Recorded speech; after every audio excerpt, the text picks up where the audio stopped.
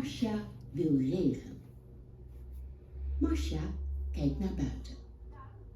Kan ze al buiten spelen? Het is mooi weer.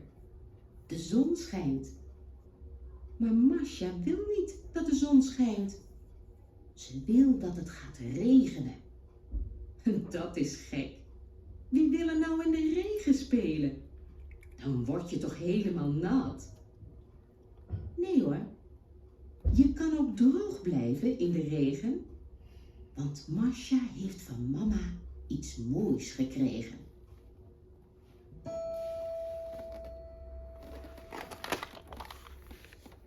Masja loopt naar de kapstok.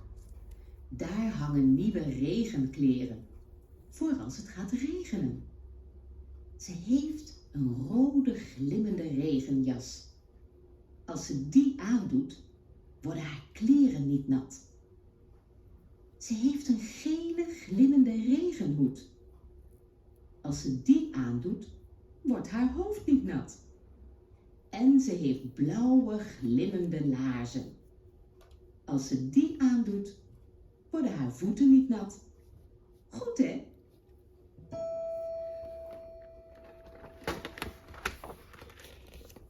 Mam, mag ik mijn regenkleren aan?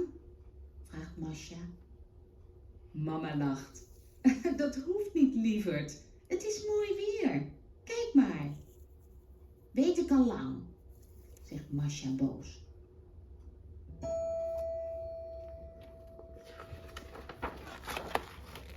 Ze kijkt weer naar buiten. Ziet ze al een wolkje? Gaat het straks dan regenen? Nee, de zon schijnt vandaag.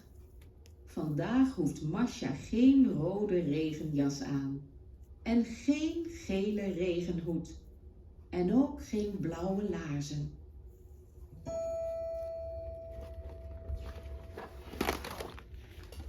Daar komt papa. Wat is dat voor een boos gezicht?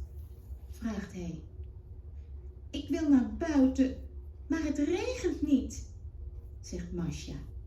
Ik wil in de regen spelen. Ik wil mijn nieuwe spullen aan. Dan kan ik nat worden en droog blijven. Waarom regent het nou niet, papa?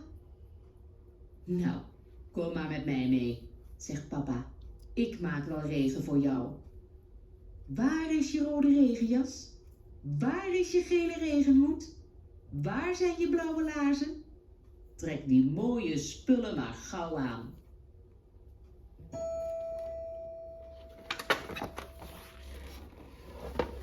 En daar staat Masja, in het bad, onder de douche.